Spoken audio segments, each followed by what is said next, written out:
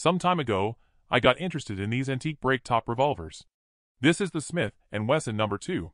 You can learn a lot more about this pistol by visiting Ian McCullum's Forgotten Weapons channel. The link to his video about this gun, that they call the Baby Russian, is in the description.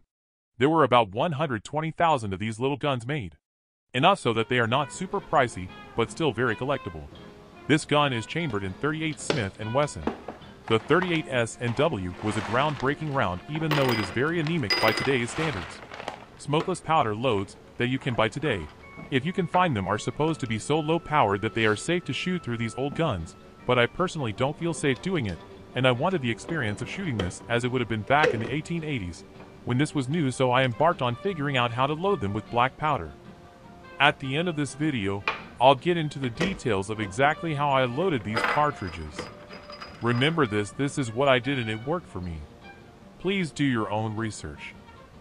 If I am bulk reloading, I'll set up a 5-stage progressive press with all the needed dies. When I am doing specialty rounds, I'll set up this oldly turret press and run off the few rounds that I want. I was fortunate enough to be gifted 50 new brass casings made by Pretty Partisan. Their link is in the description too.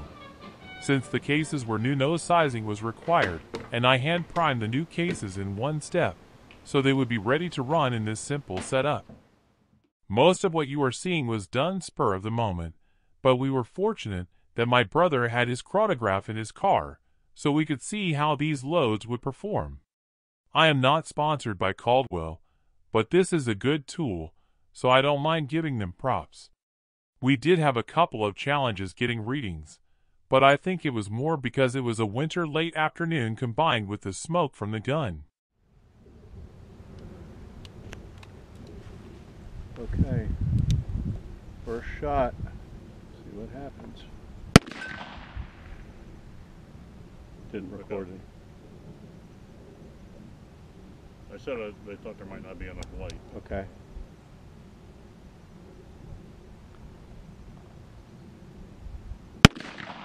Yeah, there you go, 688.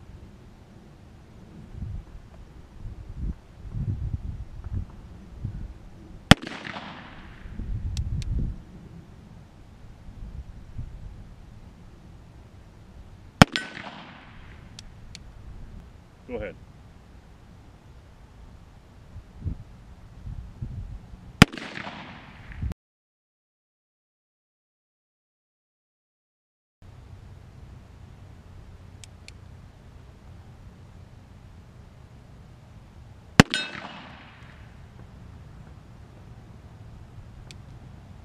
It makes a... You've got 5 so far, but our average is 697. I don't think that seems too bad, do you? No, I don't think it's bad at all. Let's see what this does. As I noted earlier, please do your own research if you wish to do something like this. With the internet close at hand, I put some keywords into the browser. Among the results, I found this chat post from Ribbonstone 2. Ribbonstone's post is a good summary of many others that I found, so I've chosen to show it.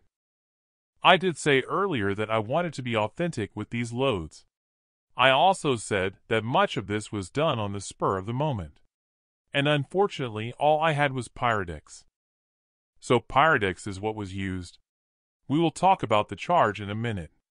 But I want to be sure to mention the priming step, because it is not shown.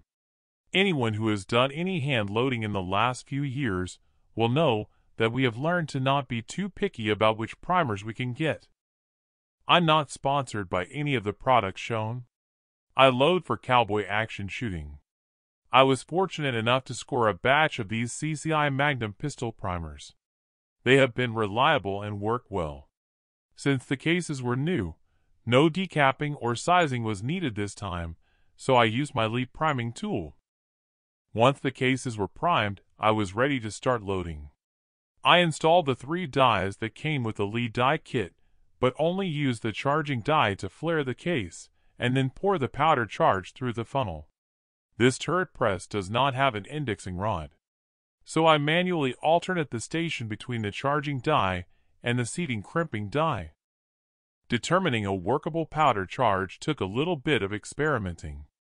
Ribbenstone suggests that historical loads of between 11 and 15 grains of powder would be too much to fit into modern brass.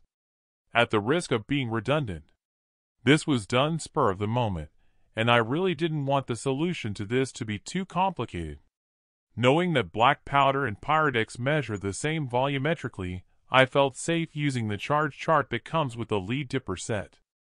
The 0.5 cc measure, which the chart says scoops about 8 grains of 3F black powder, only filled the case about halfway, and there would be no compression of the powder when the bullet was seated.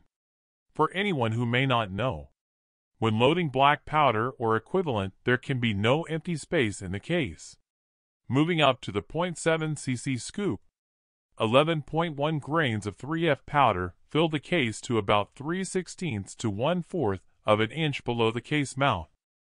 About the bullet, 38 Smith and Wesson is slightly larger than 38 Special. 0.361 inch for S and W versus 0.357 for 38 Special. That makes 357 4,000 smaller than the S and W. Sorry to sound like a broken record, but this was done last minute, and I only had 357 bullets on hand. The bullets I used were 125 grain round nose flat point coated bullets that I got from Bullets by Scarlett. Scarlett has great products, and I compete using her bullets exclusively. Her address is in the description too. I was pretty amazed that this whole thing worked out as well as it did. Major success was that everything went bang. I was mostly focusing on getting the round through the chronograph, but that didn't mean that I wasn't aiming.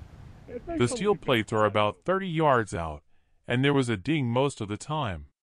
Average feet per second about 700. All this from a pocket pistol that's nearly 150 years old. If you liked this video, or even just tolerated it enough to get through, please like, share, and subscribe.